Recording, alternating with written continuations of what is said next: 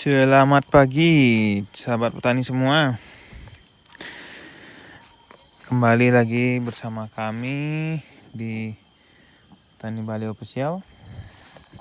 Bagi yang sudah subscribe, saya ucapkan terima kasih. Bagi yang belum subscribe, silahkan subscribe. Jadi Anda tidak akan ketinggalan dengan konten-konten terbaru dari kami.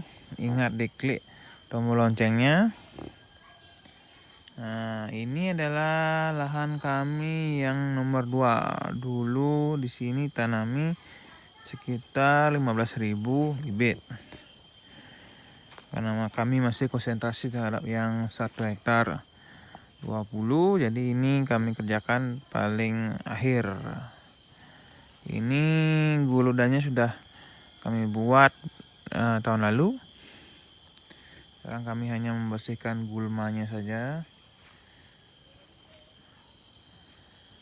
Di sini kemarin itu terjadi kesalahan sedikit karena waktu menanam, waktu membuat guludan kami menanam dulu baru membuat guludan. Jadi umbinya itu tertanam terlalu dalam di tanah.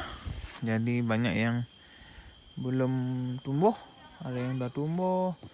Karena ini lama tidak dibersihkan gulmanya, jadi kebanyakan memang tumbuhnya itu lebih panjang dan kurus kecil karena kekurangan matahari di sini.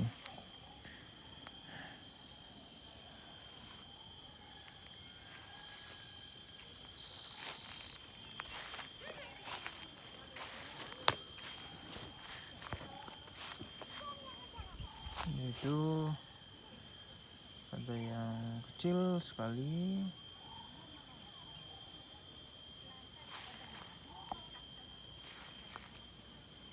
Nah, ini satu tumbuh spora. Dulu ini ada beberapa reret yang memang dulunya tumbuh spora, memang dapat dari sini. Kami tanam di sini dan kami sudah ambil sporanya yang di polybag itu.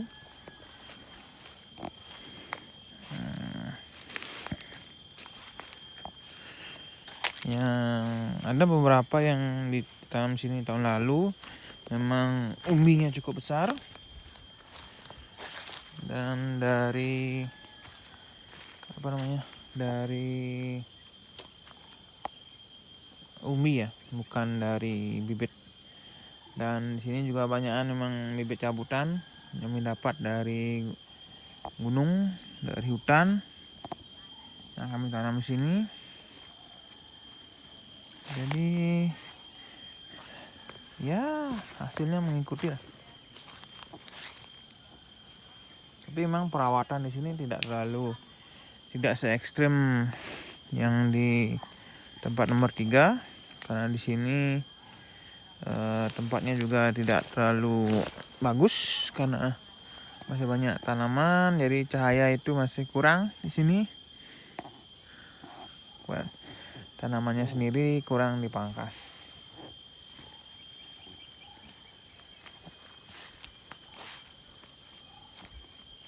Nah, itu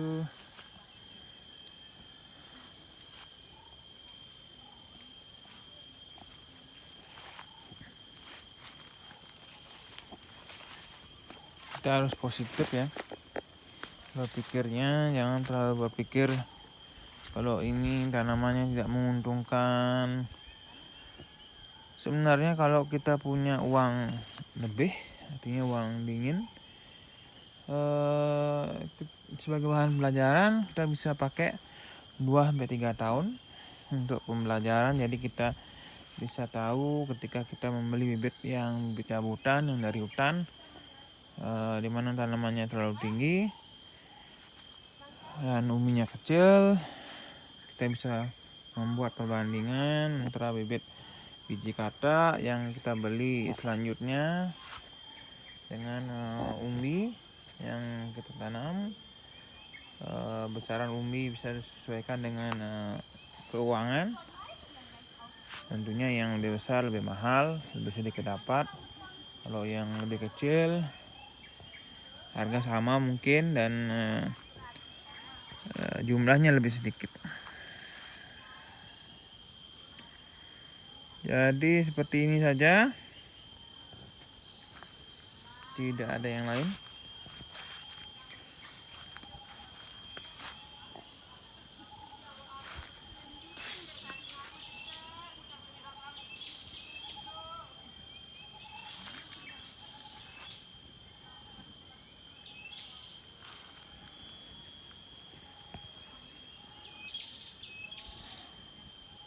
Beberapa memang ada yang besar, ada yang tinggi, ada yang pendek. Mungkin ini pohon yang di sini kurang dipotong mungkin karena cahayanya sangat sedikit sekali. Kebanyakan ditutupi oleh tanaman. Jadi ya, ini sebagai pembelajaran. Kalau seandainya belum bisa panen, nanti ini akan kami panen dan kami pindahkan ke lahan yang lagi satu, sehingga karena di sana cahayanya bisa full dan tumbuhnya juga bisa lebih bagus.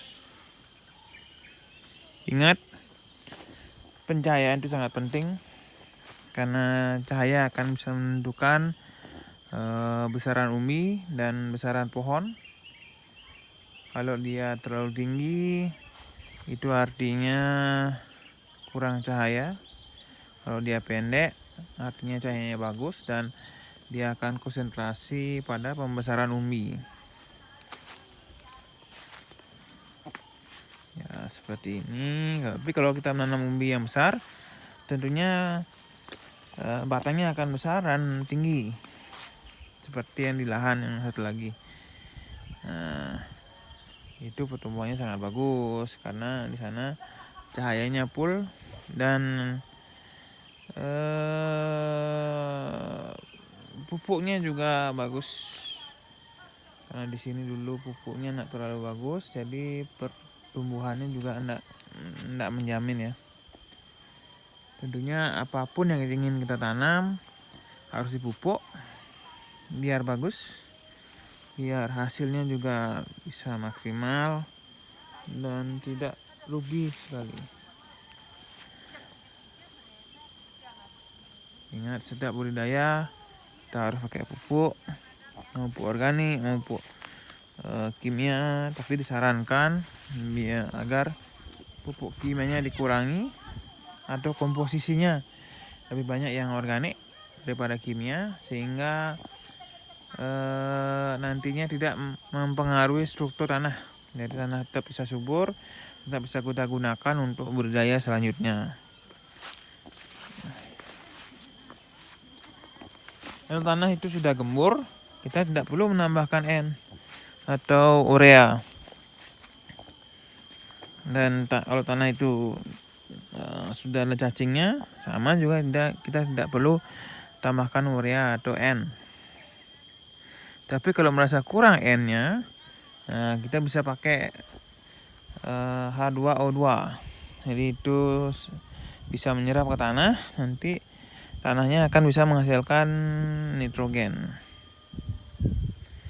Kalau untuk P dan K, struktur tanah itu kadang-kadang ada yang punya P dan K, ada yang tidak. Nah, itu bisa kita tambahkan kimianya, tapi ingat kita harus campur juga dengan pupuk biasa, pupuk yang organik, yang non kimia. Jadi komposisinya bisa 1:5, nanti kimianya 1 kilo, P dan K, mau itu P khusus atau K khusus, artinya yang bukan pupuk NPK. Kalau kita ingin pupuknya biar bagus serapan tanamannya, saya sarankan nyari yang P sama K terpisah. Jadi kadarnya bisa kita atur, yang ada yang 52%, ada yang 62%. Nanti dicampurkan dengan pupuk organiknya, kita sebar di tanah sebelum musim penghujan. Dan kalau sudah mulai masuk musim penghujan, kita bisa gunakan pupuk cair. Nanti kita bisa bikin ramuannya ditambah dengan P dan K yang kimia. Ingat, campurannya jangan terlalu banyak, biar tidak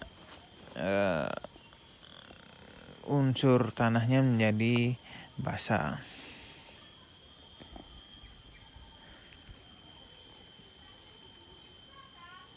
Fungsi P dan K itu harus kita pelajari terlebih dahulu. Apakah porang itu memerlukan P dan K atau tidak?